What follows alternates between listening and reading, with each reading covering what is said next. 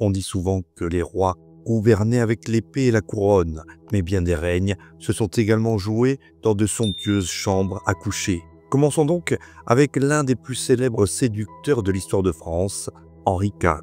Le Vert galant portait ce surnom avec fierté. À lui seul, il cumula plusieurs dizaines de maîtresses connues, parfois même plusieurs en parallèle. Il aimait les femmes jeunes, pétillantes, de toute origine sociale. Il leur écrivait des lettres passionnées, leur offrait des terres, des titres et des bijoux. Pourtant, ce n'était pas seulement de la galanterie, chaque liaison avait une fonction politique. En séduisant, Henri IV créait des alliances. En offrant, il renforçait sa légitimité. Ce roi, qui passait de la guerre au lit avec une aisance déconcertante, faisait de ses conquêtes un prolongement de son pouvoir. Et c'est dans ce mélange de charme que réside toute la singularité d'Henri IV. Un siècle plus tard, c'est Louis XV qui fait parler de lui pour une autre forme de passion, celle du secret. Car si le roi Soleil, Louis XIV, exposait ses favorites à la cour, son arrière-petit-fils préférait lui les dissimuler. Ainsi, il fit aménager au château de Versailles un lieu particulier, le parc aux Cerfs, discret ensemble d'appartements où il recevait ses maîtresses dans l'intimité. Certaines étaient nobles, d'autres tout juste sorties d'un couvent. La plus célèbre fut sans doute Jeanne Bécu, devenue la comtesse du Barry. Et avant elle, des dizaines d'autres jeunes femmes passèrent par ces couloirs feutrés.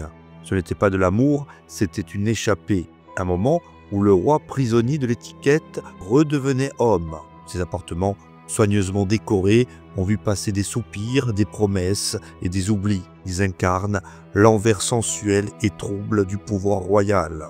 Cependant, l'amour royal ne se résumait pas à la chair. Parfois, il prenait la forme du luxe et du ravissement esthétique. François Ier, grand roi de la Renaissance, aimait les femmes, comme il aimait les arts, intensément, brillamment, sans retenue.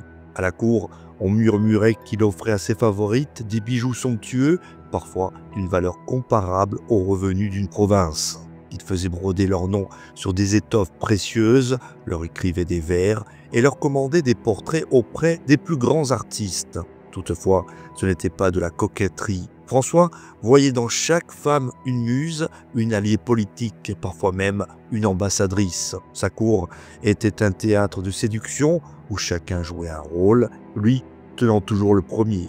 De son côté, Louis XIV connut de nombreuses maîtresses, mais Louise de La Vallière occupe une place à part. Douce, discrète, presque effacée, elle conquit le cœur du roi Soleil sans artifice. De leur amour naquit plusieurs enfants, dont certains furent légitimés par Louis. À l'époque, il était rare qu'un roi reconnaisse publiquement un enfant né hors mariage, mais Louis XIV leur donna titre et terre. Pourtant, derrière cette reconnaissance se cachait une tragédie silencieuse. Rongée par le remords, rejetée par la cour, humiliée par les suivantes du roi, Louise de La Vallière finit par se retirer dans un couvent. Elle y passa le reste de sa vie dans la prière et le silence. Cet amour, pourtant sincère, se brisa sous le poids des conventions. Et que dire de Louis XIII?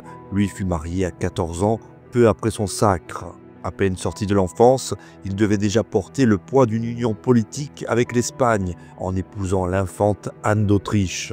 Leur première nuit de noces fut un désastre, moqué par les courtisans et consigné dans les écrits diplomatiques de l'époque. Ils ne se comprenaient pas, ne se parlaient presque pas. Ce mariage sans tendresse allait traîner pendant des années, nourrissant rumeurs et humiliations. Lorsque Anne finit par tomber enceinte, plus de 20 ans après leur mariage, certains insinuèrent qu'un autre homme était le père. Ce couple royal illustre la dure réalité des alliances dynastiques. L'amour n'était jamais requis. Seul comptait la paix entre deux royaumes. Par ailleurs, Philippe Auguste, roi du XIIe siècle, n'avait rien d'un amant flamboyant. Pourtant, un jour, il décida de répudier sa femme, Ingeburg de Danemark, juste après leur mariage. Le motif officiel, elle ne lui plaisait pas. Trop froide, trop étrange, disait-il. Il tenta de faire annuler le mariage, fit appel au pape, provoquant ainsi une crise diplomatique majeure. Ingeburg, humiliée, fut enfermée dans un couvent pendant des années. Toutefois, le pape refusa l'annulation. Philippe fut excommunié et la France placée en interdit. Tout cela pour une nuit qui, selon lui, n'aurait pas fonctionné. Le désir royal pouvait ainsi plonger un royaume entier dans le chaos. Enfin, Louis XV, encore lui, eut une autre favorite restée célèbre, la marquise de Pompadour. Mais contrairement aux autres, elle ne fut plus sa maîtresse après quelques années. Pourtant, elle resta à ses côtés, en amie, en conseillère, en mécène. Elle dirigeait les arts, les lettres, influençait la politique. Elle possédait son appartement privé à Versailles, son réseau d'artistes, ses espions. Cette amie du roi fut plus puissante que bien des ministres. Leur relation chaste mais fusionnelle montre que l'amour à la cour pouvait prendre des formes inattendues, pas toujours charnelles, mais profondément stratégiques. Quant à Louis XIV, encore lui décidément, il eut une maîtresse plus scandaleuse que toutes les autres, Madame de Montespan. Belle, brillante, mais mariée à un autre, elle partagea la vie du roi durant de longues années et lui donna plusieurs enfants. Cependant, leur liaison fut entachée par une rumeur terrible, celle de l'affaire des poisons. On accusa ainsi Madame de Montespan d'avoir eu recours à des messes noires, des poudres magiques, voire des sacrifices, pour conserver l'amour du roi. L'affaire fit trembler Versailles, des dizaines de personnes furent arrêtées, certaines exécutées. Le roi, ébranlé, finit par l'éloigner. Leur passion brûlante s'était transformée en soupçon d'enfer. Et pour conclure, parlons d'un roi trop souvent oublié, Charles VI, avant la folie. Il épousa Isabeau de Bavière, une jeune femme vive venue d'Allemagne. Au début, leur union semblait sincère, ils eurent plusieurs enfants, s'écrivaient même des poèmes. Mais lorsque Charles perdit la raison, Isabeau se retrouva au centre d'un tourbillon politique. On l'accusa d'adultère, de trahison, de vendre la France aux Anglais. Elle devint ainsi une figure honnie, injustement diffamée, symbole de la décadence. Pourtant, au départ, leur mariage avait été celui de l'espoir.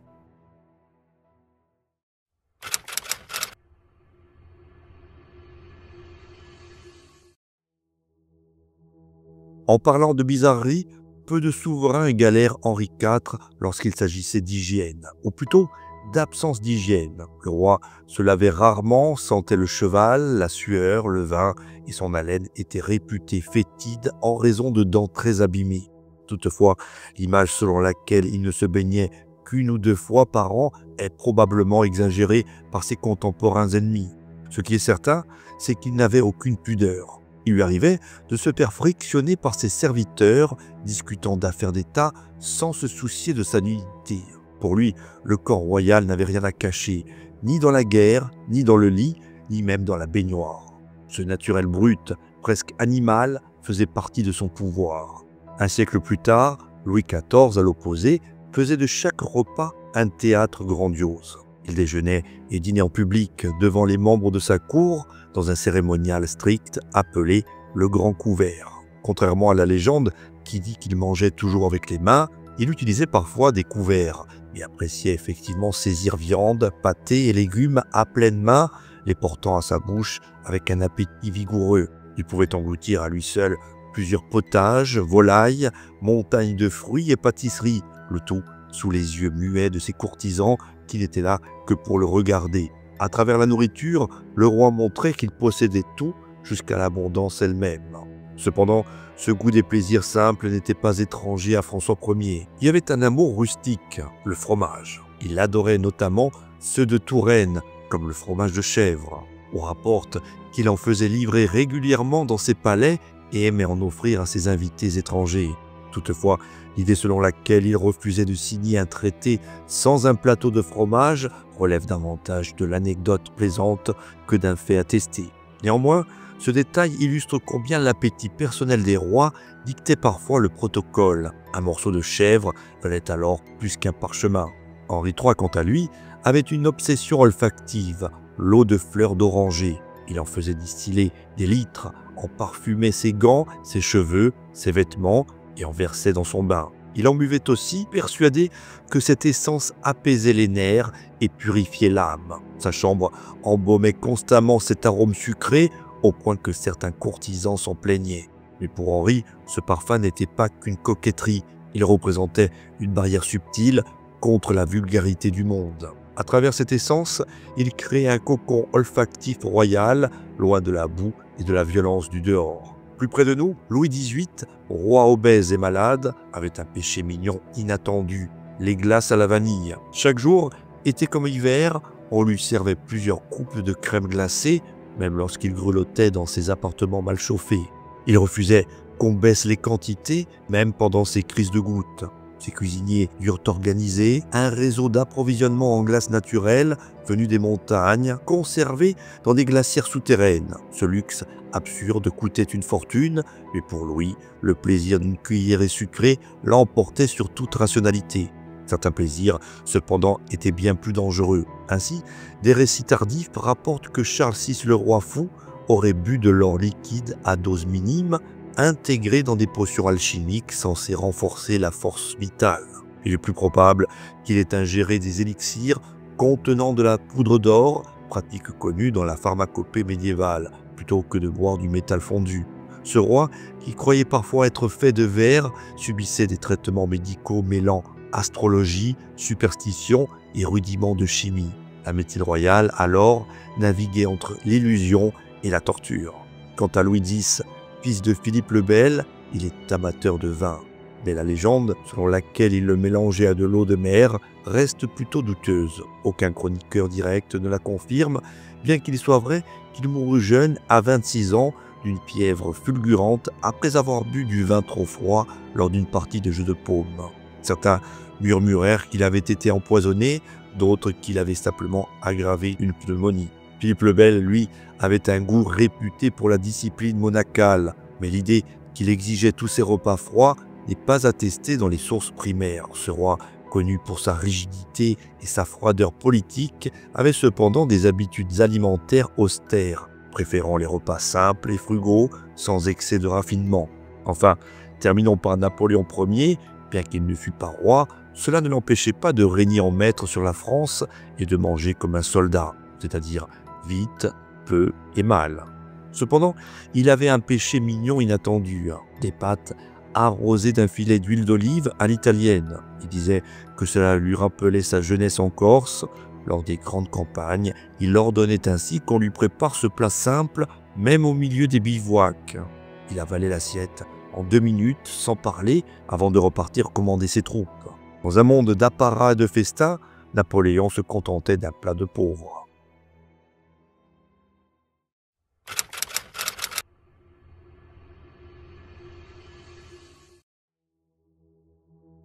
Si certains rois cherchaient à tout contrôler, d'autres vivaient dans une peur constante d'eux-mêmes. Ainsi, Charles VI, dit le Foll, souffrait d'une maladie mentale grave qui le poussait à croire qu'il était fait de verre. Pas au sens figuré, il pensait réellement que son corps pouvait se briser au moindre choc. Il interdisait en conséquence qu'on le touche, s'enveloppait parfois dans des coussins et selon certains témoignages, se faisait coudre des tiges de fer dans ses vêtements pour se protéger d'éventuelles fractures. Lorsqu'un serviteur s'approchait trop brusquement, il criait, hurlait qu'on allait le réduire en miettes.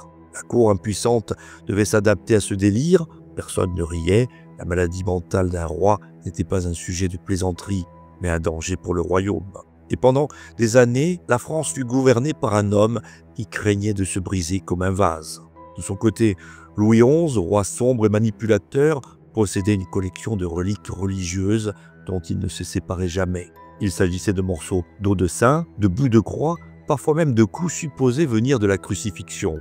Il croyait que ces reliques le protégeaient des complots, des trahisons et des maladies. Quand il tombait malade, il demandait qu'on lui frotte le corps avec ces objets sacrés trempés dans de l'eau bénite. Il interdisait d'ailleurs qu'on les touche sans avoir jeûné 3 jours. Cet homme, surnommé l'araignée, qui faisait trembler ses ennemis, se livrait en secret à des rituels mystiques, terrifié à l'idée que le diable le prenne par surprise. Toutefois, l'idée qu'il portait ses reliques dans sa culotte relève plus de la caricature hostile de ses adversaires que d'un fait attesté. Quant à Louis XIV, malgré son image de souverain rationnel et classique, il consultait régulièrement des astrologues avant de prendre de grandes décisions. Construction, guerre, mariage, il exigeait la lecture du ciel. Sa favorite, Madame de Montespan, elle-même, passionnée d'ésotérisme, entretenait un cercle d'occultistes à la cour, dont certains furent mêlés à l'affaire des poisons. Même lorsqu'il lançait des campagnes militaires, il demandait si Mars, la planète de la guerre, était bien aligné. Ce roi de la raison, bâtisseur du classicisme, ne faisait parfois pas un pas sans regarder les étoiles. Philippe le Bel roi glacial et autoritaire, était connu pour sa piété rigide, mais l'idée selon laquelle il aurait fait brûler des chats noirs par superstition contre le diable relève de récits ultérieurs et n'est pas attestée par les chroniqueurs contemporains. Ce type de rituel se développera surtout à la fin du Moyen Âge et à l'époque moderne, pendant les chasses aux sorcières. Par ailleurs, Henri III, réputé pour ses raffinements, consultait chaque matin un devin personnel qui lui lisait l'avenir dans des taches d'encre. Il prenait des notes, modifiait parfois son emploi du temps selon les présages. Un jour, raconte-t-on, le devin lui aurait annoncé une trahison venant d'un homme aux mains blanches. Quelques mois plus tard, le duc de Guise, surnommé la Main Blanche, entra en conflit ouvert avec le roi et fut assassiné sur son ordre. Pour Henri, la prophétie s'était accomplie. Pour l'histoire, c'était peut-être juste un prétexte politique. Charles IX, meurtrier de la Saint-Barthélemy, fut ensuite rongé par la culpabilité, au point de devenir obsédé par les odeurs. Il exigeait qu'on brûle en permanence des plantes aromatiques autour de lui, lavande, sauge, myrrhe. Il craignait que les esprits des morts ne le poursuivent par l'odeur du sang. Il refusait même certains parfums trop forts, redoutant qu'ils masquent une présence spectrale. Ainsi, le remords avait pris chez lui la forme d'un délire olfactif. Napoléon Bonaparte, bien que souvent moqué pour son réalisme brutal, était lui aussi superstitieux. Il possédait toujours sur lui un talisman, une petite figurine d'Isis, déesse égyptienne, qu'il aurait acquise lors de la campagne d'Égypte. Il affirmait que cette statuette lui portait chance. À Waterloo, selon une légende tenace, il l'aurait oubliée dans sa tente, et certains diront que ce fut la cause de sa défaite. Même l'homme des Lumières avait ses ténèbres intérieures. Louis XV, de son côté, ne supportait pas le chiffre 13. Il refusait qu'un repas ait 13 convives, même si cela impliquait d'inviter un inconnu supplémentaire. Il faisait vérifier les lettres officielles, pas de paragraphe totalisant 13 lignes, pas de décret daté du 13 du mois. Il appelait ce chiffre l'œil noir et disait qu'il portait malheur à ceux qui ont le pouvoir, mais pas la foi. Cette peur maladive a influencé jusqu'à l'agenda du royaume, au point d'en ralentir parfois la politique. François Ier, pour finir, avait recours à un rituel avant chaque bataille. Il consultait ses astrologues pour connaître l'issue des combats. Cependant, l'idée qu'il interrogeait systématiquement 3 astrologues pour prendre la moyenne de leurs prédictions relève de la légende. Ce roi de la Renaissance, grand mécène des arts et des sciences, restait pourtant profondément influencé par les constellations.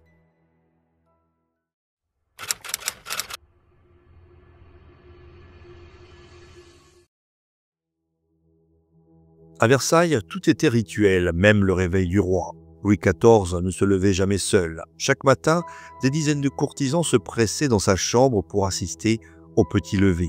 Chacun avait un rôle précis, tenir la chemise, porter des pantoufles, réciter une prière. Certains venaient simplement pour avoir le privilège de le regarder ouvrir les yeux. Ainsi, le corps du roi devenait un spectacle. Mais ce privilège était si convoité qu'une simple invitation pouvait faire grimper un noble d'un cran dans la hiérarchie de la cour. Ce théâtre du quotidien s'étendait jusque dans la naissance des princes. Lorsqu'une reine accouchait, la salle était pleine, médecins, sages-femmes, courtisans, parfois ambassadeurs, car il fallait voir, contrôler, certifier l'origine dynastique de l'enfant. Toutefois, l'idée que Louis XIV assistait aux accouchements de ses sujets nobles relève davantage d'une exagération littéraire. Il observait surtout ceux de la famille royale, où le corps des femmes devenait territoire d'État. Même le sang et les cris n'échappaient pas au regard du pouvoir. Parfois, l'intimité devenait littéralement publique. Ainsi, le trône du roi, dans certaines pièces, pouvait être une chaise percée, une toilette surélevée et décorée où le roi faisait ses besoins, parfois en présence de proches ou de serviteurs. Ce n'était pas un manque de pudeur, mais un message. Même les fonctions les plus naturelles devenaient un acte de majesté. Le corps du roi, jusque dans ses excréments, affirmait sa suprématie. Pourtant, derrière les rideaux, d'autres scènes se jouaient. Louis XV, plus discret, recevait parfois ses maîtresses derrière un paravent. Pendant une audience, le ministre parlait, le roi acquiesçait, mais une main féminine se glissait parfois sous la table. Tout Versailles savait, mais personne ne disait mot. La cour elle-même obéissait à des règles parfois absurdes. Chaque objet dans les appartements royaux avait sa place. Un coussin mal posé, un rideau tiré au mauvais moment, et c'était un incident diplomatique. On parlait ainsi du langage du mobilier. Les fauteuils à dossier droit étaient réservés aux reines et princesses de rang, les autres aux grandes dames ou à l'aristocratie. Mal s'asseoir, c'était mal gouverner. Parfois, une chaise valait plus qu'un discours. Même le sommeil était mis en scène. Le lit royal, immense et doré, trônait au centre de la chambre. Pourtant, Louis XIV n'y dormait presque jamais. Il préférait une petite alcôve, plus discrète, attenante à sa chambre officielle. Le grand lit servait avant tout aux cérémonies du coucher et du lever. Dormir devenait ainsi un rite public, une représentation. Le vrai repos, lui, se faisait à l'abri des regards.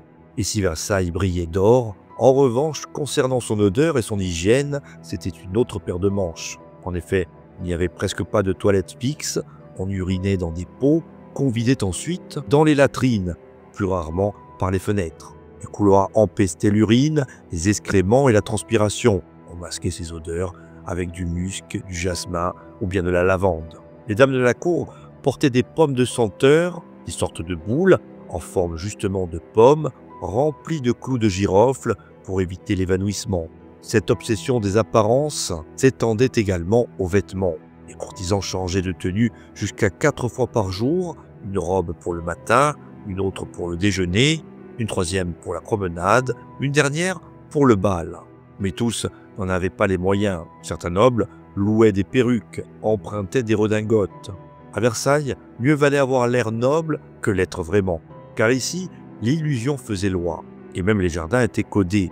Chaque fontaine, chaque haie, chaque statue racontait un mythe. Louis XIV se faisait représenter en Apollon, le dieu soleil, entouré de nymphes et de muses. Se promener dans ces jardins, c'était lire une épopée sculptée.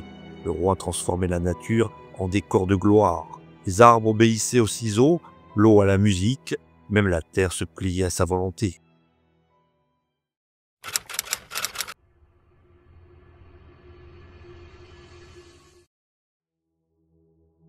Quand le pouvoir chancelle, la lame n'est jamais loin. Henri III en fit l'expérience de manière spectaculaire. Menacé par la Ligue catholique et surpassé en popularité par les ducs de Guise, il décida de frapper le premier. Le 23 décembre 1588, au château de Blois, il convoqua le duc de Guise à une audience privée.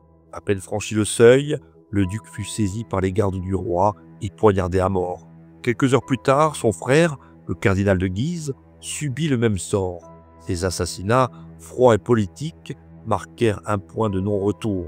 Henri croyait préserver sa couronne, en fait, il signa sa perte. Le sang qu'il versa appela bientôt le sien. Quelques mois plus tard, il fut lui-même assassiné par un fanatique religieux. Cependant, quelques années auparavant, Charles IX avait lui aussi plongé dans l'horreur, mais sans préméditation glaciale. Le 24 août 1572, c'est en effet le massacre de la Saint-Barthélemy. Sous la pression de sa mère, Catherine de Médicis, et de ses conseillers, le jeune roi valida l'élimination des chefs protestants rassemblés à Paris. Ce qui devait être une opération ciblée dégénéra en massacre généralisé. Femmes, enfants, vieillards, personne ne fut épargné. Charles, sidéré par l'ampleur du carnage, sombra psychologiquement. Il entendait des cris dans sa tête, répétant sans cesse « que de sang ». Il mourut 2 ans plus tard, rongé par la tuberculose et la culpabilité. Un roi jeune, brisé par sa propre signature. D'autres rois, au contraire, maniaient la trahison comme une arme stratégique. Louis XI, encore lui, surnommé l'araignée, préférait les intrigues aux batailles. Il infiltrait les cours ennemies avec ses espions, soudoyait des informateurs et, selon certains chroniqueurs, faisait expérimenter des poisons discrets par ses alchimistes. Certains cadeaux offerts à ses ennemis pouvaient contenir des substances toxiques. Les ambassadeurs redoutaient ses repas. Il ne tuait pas avec une épée, mais avec un sourire. Louis XI avait compris que la peur invisible régnait plus sûrement que la force brute. Il était la menace qu'on ne voyait pas, mais qu'on sentait partout. Cependant, parfois, la trahison venait d'un fils. Jean II, dit Jean le Bon, en fit les frais. Capturé par les Anglais à Poitiers en 1356, il fut retenu prisonnier à Londres. Pour payer sa rançon, il envoya son fils, le futur Charles V, comme otage. Le prince s'échappa. Geste héroïque, peut-être. Pour Jean, c'était un affront. Il décida alors de retourner en captivité de son plein gré au nom de l'honneur royal. Il mourut peu après en terre étrangère. Son sacrifice fit rire ses ennemis et pleurer ses partisans. car dans un monde de ruses et de pactes, Jean croyait encore que la parole d'un roi valait plus que sa vie. Henri IV, lui, échappa de peu à la mort, par pure chance. En 1593, alors qu'il assistait à une cérémonie dans la basilique de Saint-Denis, un moine fanatique se jeta sur lui, armé d'un couteau. L'arme glissa et ne fit qu'effleurer le roi.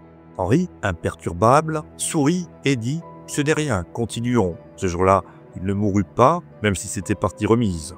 Cependant, il comprit que les fanatiques religieux ne s'arrêteraient jamais. Il décida alors de se convertir au catholicisme, prononçant la célèbre phrase « Paris vaut bien une messe ». Une trahison pour ses origines protestantes, peut-être, une nécessité politique, assurément. Cependant, comme vous le savez, en 1610, Henri IV, cette fois, ne devait pas échapper à la lame. François Ravaillac, illuminé solitaire, ou peut-être commandité, monta sur son carrosse bloqué dans une rue étroite et le poignarda à mort, son sang tachant le bois et le pavé. Le peuple fut sous le choc, la cour en panique. Officiellement, ce n'était pas un complot d'État ni une guerre, juste un homme, une lame et une conviction.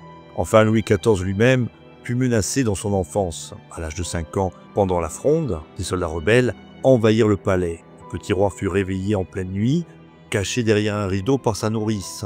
Les hommes fouillèrent, cherchèrent, puis repartirent. Le futur roi Soleil avait frôlé la mort. Cet épisode le marqua à jamais. Il en garda une haine farouche du désordre, une obsession du contrôle et la certitude que le pouvoir doit toujours être incarné, surveillé et protégé.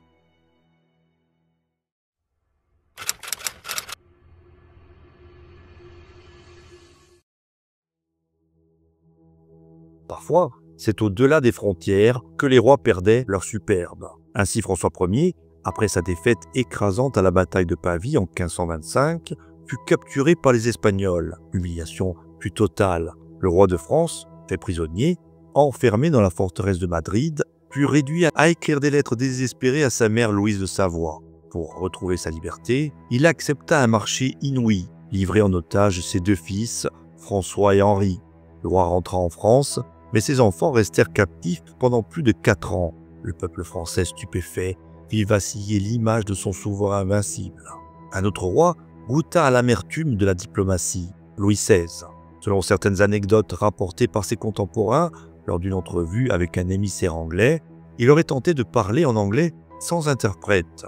Le résultat fut catastrophique. Son accent était si mauvais que l'anglais comprit de travers l'objet même de la négociation. Bien que l'anecdote puisse relever de la moquerie de cour, la rumeur courut à Versailles. Le roi ne parle pas anglais, il l'étrangle. Même ses ministres le supplièrent de ne plus jamais essayer son traducteur. Dans un monde où chaque mot pesait, une mauvaise syllabe pouvait coûter un traité.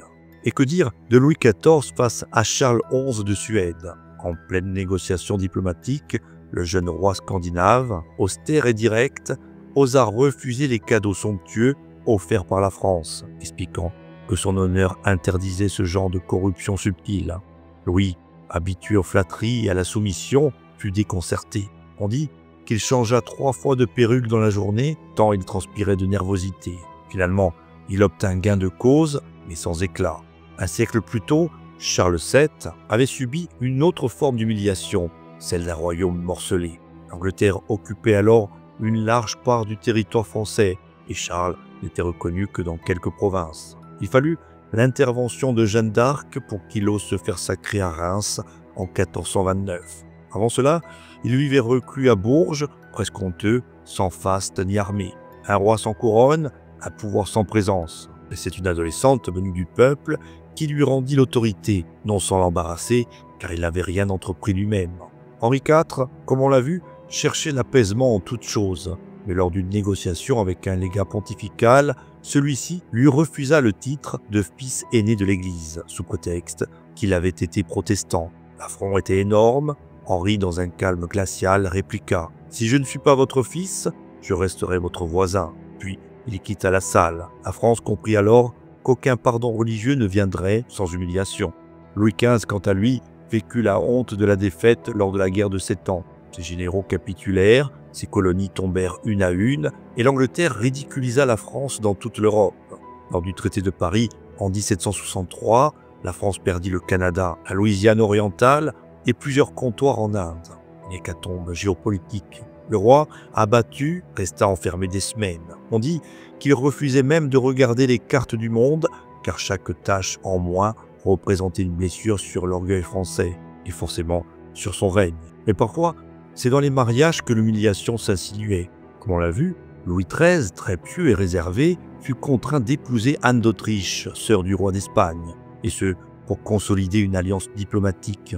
L'union était glaciale, alourdie par les tensions religieuses sous-jacentes. Lors du banquet de noces, les deux époux ne s'échangèrent aucun mot. Pire encore, la nuit de noces fut un fiasco. Louis quitta la chambre après quelques minutes sans consommer le mariage. Toute la cour en rit discrètement, mais ce fiasco intime devint le symbole d'une alliance contre nature, dictée par les traités, non par les cœurs.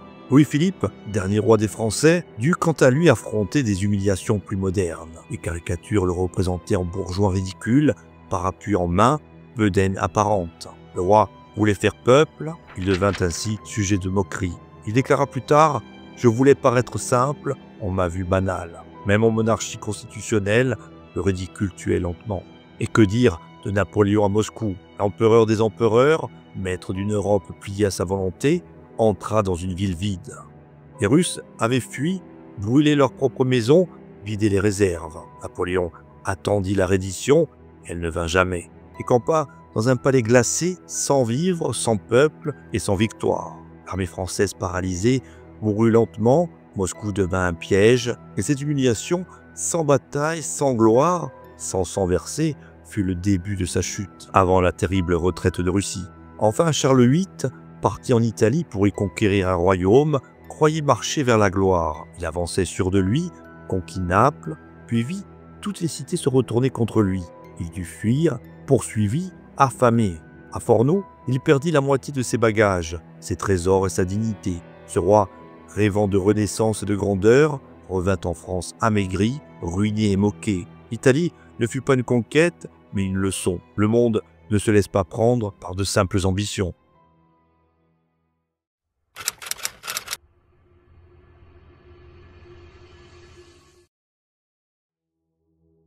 Si certains rois se rêvaient conquérants, d'autres se voulaient artistes. Louis XIV, par exemple, n'était pas seulement le roi soleil, il en jouait littéralement le rôle. Lors des célèbres ballets de cour, il apparaissait vêtu d'or, les bras tendus vers le ciel, incarnant Apollon, dieu de la lumière. Il répétait pendant des heures, dansait avec vigueur et exigeait la perfection de tous les participants. Ce n'était pas du simple théâtre, c'était une déclaration politique. Le roi ne commandait pas seulement, il illuminait, il priait pour dominer. Ce goût pour la mise en scène se retrouvait aussi chez François Ier. Quant amateur d'architecture, il construisait des châteaux comme d'autres collectionnent des trophées. Chambord, Fontainebleau, Saint-Germain-en-Laye, chaque édifice devait surpasser le précédent. Il y recevait artistes, poètes, musiciens, parfois même des rivaux, juste pour leur montrer ce qu'un roi pouvait ériger. À ses yeux, une façade sculptée valait un manifeste politique. Il disait « Qui ne bâtit pas disparaît ». Louis XV, lui, préférait la volupté à la majesté. Il organisait des opéras privés à Versailles, souvent dans des salons réservés. Les thèmes étaient parfois érotiques, les mises en scène audacieuses et les chanteuses très proches du roi. Les courtisans savaient, les murs aussi. Ils cherchaient l'illusion, l'évasion et le plaisir. Pour lui, le théâtre était un miroir inversé, un lieu où l'on cessait d'être roi pour redevenir homme. Cependant, l'art pouvait aussi devenir obsession. Henri II possédait un cabinet de curiosités où s'entassaient des objets rares et étranges. Momies égyptiennes, pierres précieuses, automates articulés. Il passait des heures à les contempler, à les toucher et à les faire bouger. Pour lui, chaque objet représentait une victoire sur l'inconnu.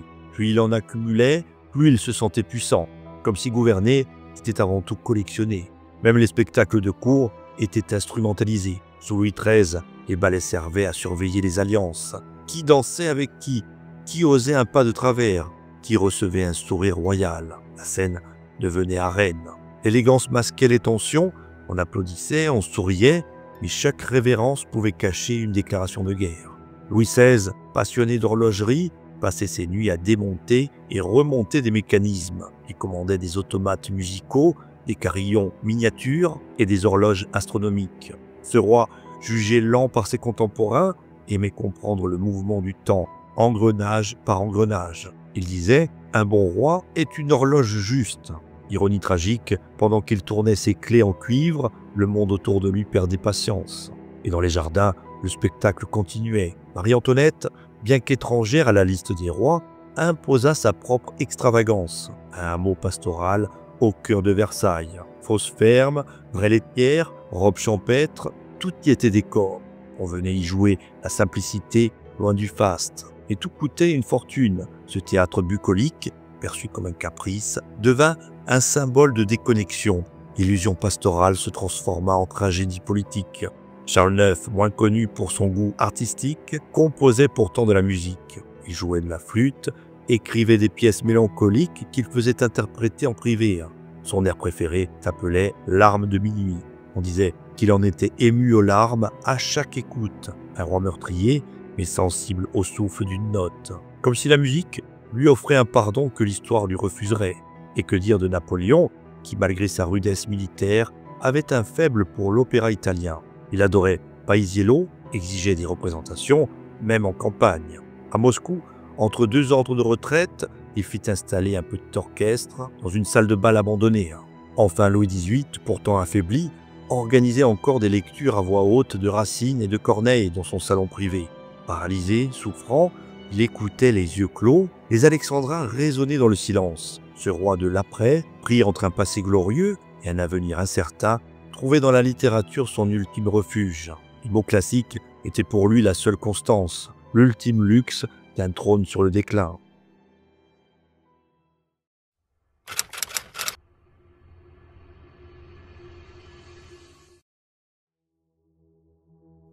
Louis XIII, roi rigide et silencieux, souffrait depuis l'enfance de troubles digestifs qu'aucun médecin ne parvenait à soulager. À l'époque, on parlait de coliques, d'humeur ou de déséquilibre froid. La vérité était beaucoup plus simple, il était gravement constipé. Chroniquement, douloureusement même. Ses intestins, paralysés par des années de régime inadapté, de stress royal et de traitements absurdes, finirent par ne plus rien laisser passer. À la fin, il ne mangeait presque plus, avait le ventre gonflé comme une outre et gémissait à chaque mouvement. Les médecins saignaient, purgeaient et priaient. En vain, car au final, Louis XIII est mort d'un ventre bouché. Un roi anéanti par une chose que personne n'osait nommer. Plus absurde encore fut la mort de Charles VIII. En 1498, il marchait dans un couloir du château d'Amboise, pressé, un peu distrait. Une poutre basse, un plafond mal calculé, quoi qu'il en soit, il ne lève pas la tête. Ainsi, il heurte le bois de plein fouet, tombe sur le sol, groggy, mais conscient. Il se relève et parle. Et puis quelques heures plus tard, il sombre dans un coma profond. Hémorragie cérébrale sans doute. Mort dans la nuit, le roi de France, conquérant de Naples, meurt comme un passant distrait sous un linteau mal placé.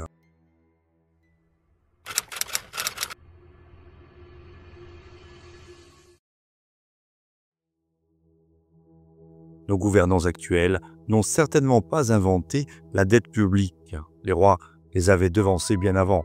Commençons par Louis XIV. Ce roi, incarnation même de l'absolutisme, avait une obsession qui dévorait tout, Versailles.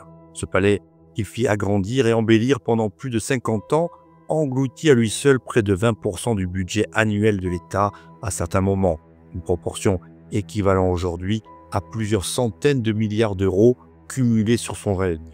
Les jardins, les bassins, les dorures, tout devait refléter la gloire du monarque. Pendant que le peuple peinait à manger du pain noir, des milliers d'ouvriers travaillaient jour et nuit pour achever la galerie des glaces ou entretenir les fontaines.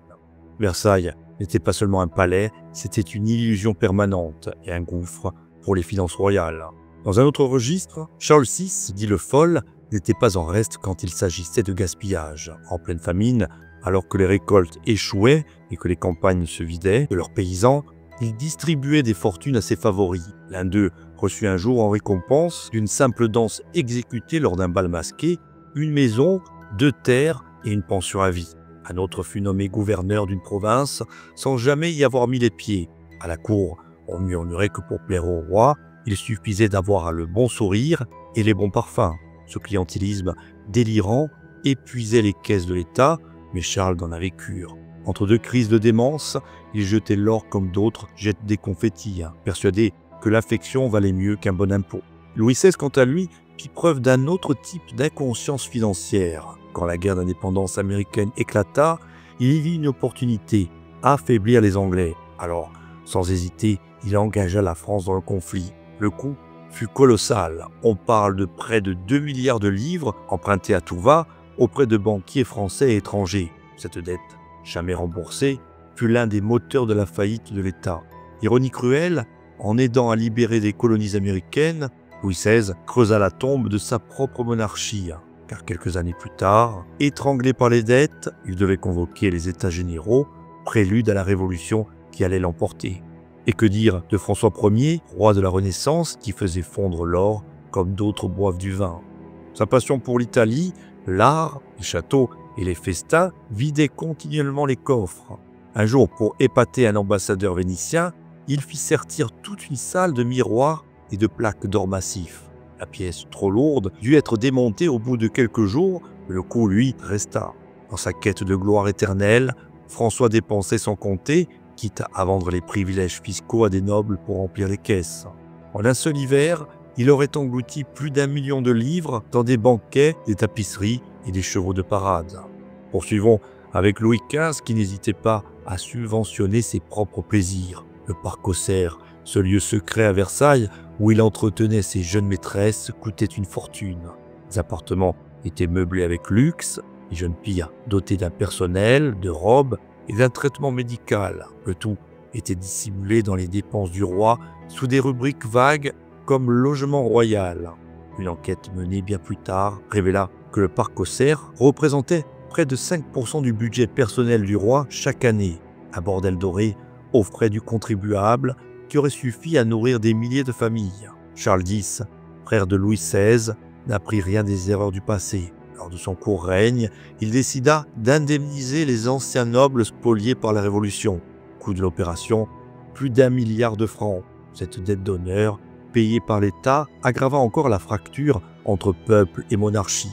Alors que les ouvriers se battaient pour une augmentation de 2 sous par jour, les familles aristocratiques recevaient des rentes faramineuses, parfois pour des terres qu'elles n'avaient même jamais exploitées. Ce retour à l'ancien régime, payé comptant, précipita la chute de Charles X en 1830. Et puis, il y a Henri IV, roi populaire certes, mais dont les dépenses personnelles étaient tout sauf modestes. Il entretenait plus de 300 chevaux, possédait des centaines de costumes et des dizaines de palais aux résidences secondaires. Pour financer tout cela, il maintint et renforça des taxes déjà impopulaires comme la fameuse gabelle, l'impôt sur le sel, qui écrasa les campagnes françaises pendant des décennies. Le sel, indispensable à la conservation des aliments, devint un luxe. Et pendant que les paysans cachaient des morceaux dans leurs chaussettes pour échapper à l'impôt, Henri IV s'offrait des banquets quotidiens avec plats en or et mets exotiques. Napoléon Ier, même s'il ne portait pas le titre de roi, mérite également mention. Sa campagne de Russie en 1812, l'une des plus coûteuses de l'histoire, saigna littéralement les finances françaises. Centaines de millions furent investis dans la logistique, les armes, les chevaux, et ce, pour une défaite monumentale. Il perdit non seulement des hommes, mais aussi la confiance des banquiers. À son retour, l'économie était exsangue. Pour relancer la machine, il dut vendre des terres, augmenter les impôts et réduire les pensions des anciens soldats blessés, ceux-là même qui avaient versé leur sang pour lui. Louis XVIII, qui reprit le trône après Napoléon, dilapida des fortunes en fêtes et en décorations royales. Obsédé par l'idée de rétablir la grandeur monarchique, il fit restaurer les palais, commander des meubles d'apparat et financer des cérémonies somptueuses. Tout cela, bien sûr, fut payé par le contribuable. Un rapport de 1822 révèle que plus de 40% des recettes de l'État étaient consacrées à la maison du roi, à tel point que certains députés commencèrent à parler de seconde ruine, comparant ce retour monarchique à une rechute financière majeure. Enfin, Louis IX, dit Saint-Louis, réalisa un acte encore plus extravagant. Il acheta la couronne d'épines du Christ pour une somme équivalente à la moitié du budget annuel du royaume. Il fit ensuite construire la Sainte-Chapelle pour l'abriter, et ce, à coups de pierres précieuses, de vitraux flamboyants et de marbre importé. Cet acte de foi, admiré par certains, fut vu par d'autres comme une folie. Alors que les villages croulaient sous les famines, le roi de France investissait dans une relique aussi sainte que ruineuse. Car dans la monarchie, parfois, la foi coûtait plus cher qu'une guerre.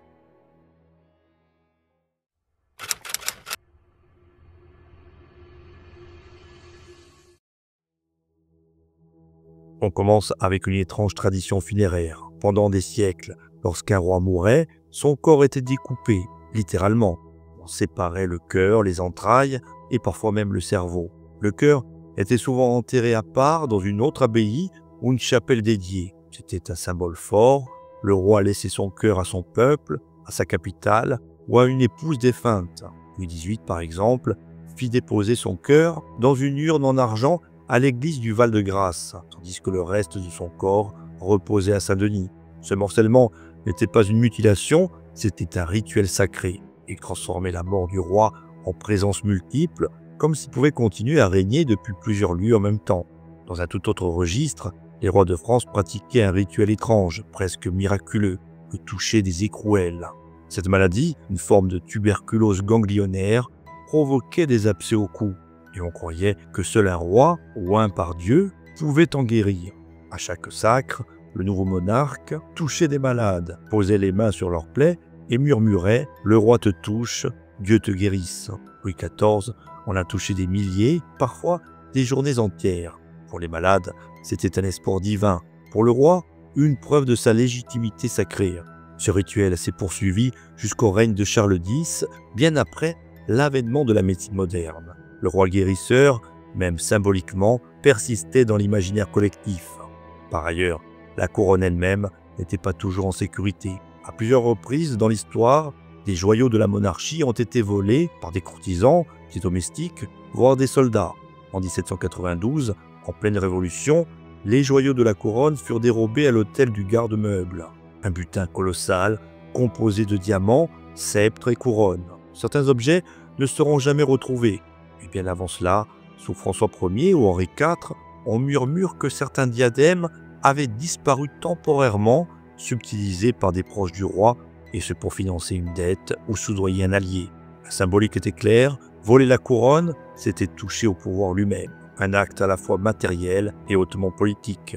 Autre élément étonnant, les cérémonies de sacre à Reims. Elles duraient plusieurs jours, parfois une semaine entière, et chaque geste était codifié. Le roi, vêtu de blanc, devait marcher pieds nus dans la cathédrale, recevoir l'onction sur la tête, les mains et la poitrine. On lui remettait une épée, un anneau, un sceptre et une main de justice. Et le plus important, l'huile sainte, conservée dans une ampoule supposément envoyée par une colombe divine. Cette ampoule brisée lors de la Révolution était un symbole d'origine céleste. Le roi n'était pas seulement couronné, il était transformé. Ce moment marquait une mue spirituelle, une métamorphose sacrée où l'homme devenait roi et presque prêtre. Dans la vie quotidienne aussi, les symboles étaient omniprésents. Prenons par exemple la main de justice, cet étrange objet que le roi tenait lors de certaines cérémonies.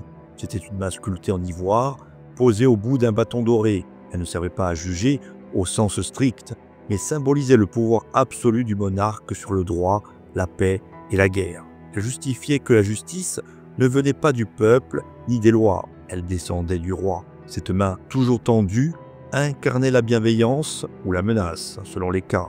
À Versailles, même un geste pouvait faire trembler un ministre. Un autre rituel fascinant concernait la position du roi à table. Lors des grands repas, le roi ne pouvait pas manger ce qu'il voulait. Chaque plat devait être goûté par plusieurs personnes dans un ordre très strict pour éviter les empoisonnements. Souvent assis seul sur une estrade, il mangeait sous les regards de dizaines de personnes dans un silence pesant. Il devait faire un signe particulier pour qu'un valet apporte un plat. Ce n'était pas un dîner, mais un rituel de hiérarchie, une liturgie du pouvoir. Et le moindre faux pas, une bouchée trop rapide, une demande mal formulée pouvait être interprétée comme un trouble du cérémonial. Autre bizarrerie symbolique, les funérailles royales à cheval vide. Lorsqu'un roi mourait, un cheval noir, harnaché mais sans cavalier, ouvrait parfois le cortège. Il portait l'épée du roi, ses gants et son aume. Cette image frappante symbolisait à la fois l'absence et la permanence. Le roi était mort, mais sa fonction chevauchait encore devant le peuple. Le vide devenait présence. C'était une manière de dire que le roi ne meurt jamais, tout à fait, qu'il est déjà en train de renaître ailleurs, dans l'héritier, dans le rituel et la mémoire. Même les couleurs du pouvoir étaient codifiées. Le bleu royal, porté par les rois de France, n'était pas un choix esthétique. Il était réservé aux souverains, teint avec un pigment rare extrait de la guède ou de l'indigo. À certaines époques, porter du bleu sans autorisation royale était un crime. Ce bleu représentait la loyauté, le ciel et la légitimité divine. Louis IX, le futur Saint-Louis, fut l'un des premiers à en faire un symbole central de sa royauté. Chaque teinte, chaque motif, chaque étoffe portait en elle un message politique. Et pour finir, évoquons le rituel de la messe du roi. Chaque jour, le roi de France assistait à une messe, parfois en public, parfois dans ses appartements. Mais ce n'était pas seulement une question de foi, c'était un rappel constant que le roi régnait par la grâce de Dieu. Même les non-croyants devaient s'incliner, car cette messe scellait l'ordre du monde. Le roi ne priait pas pour lui, il priait pour le royaume. Et dans chaque mot du prêtre, dans chaque geste de l'encensoir, se répétait le lien sacré entre le trône et le ciel. C'est la fin de notre exploration sur l'histoire riche et mouvementée des rois de France. Avant de nous quitter, saviez-vous que lors de son sacre, en 1179, le jeune Philippe Auguste, âgé seulement de 14 ans, fut couronné vivant par son père Louis VII, une première dans l'histoire de la monarchie française. Mais ce n'est pas tout. Pendant la cérémonie, une colombe censée représenter le Saint-Esprit entra par une fenêtre de la cathédrale et se posa sur l'autel. L'assistance, stupéfaite, y vit un signe divin. Le peuple acclama le jeune roi comme un élu de Dieu. Pourtant, certains chroniqueurs plus sceptiques soupçonnèrent un dressage habile, voire un oiseau apprivoisé, lâché au bon moment. Cette colombe du sacre entra dans les légendes et jusqu'à la Révolution, on en parla comme d'un miracle. Preuve que parfois la frontière entre la foi, le pouvoir et la mise en scène est parfois aussi fine que la plume d'un oiseau. Voilà, j'espère que ce nouveau format vous aura plu. N'hésitez pas à me le dire en commentaire ou bien à me proposer d'autres sujets pour la prochaine fois. Quoi qu'il en soit, on se retrouve très bientôt ou à tout de suite si vous décidez de visionner une autre vidéo de la chaîne.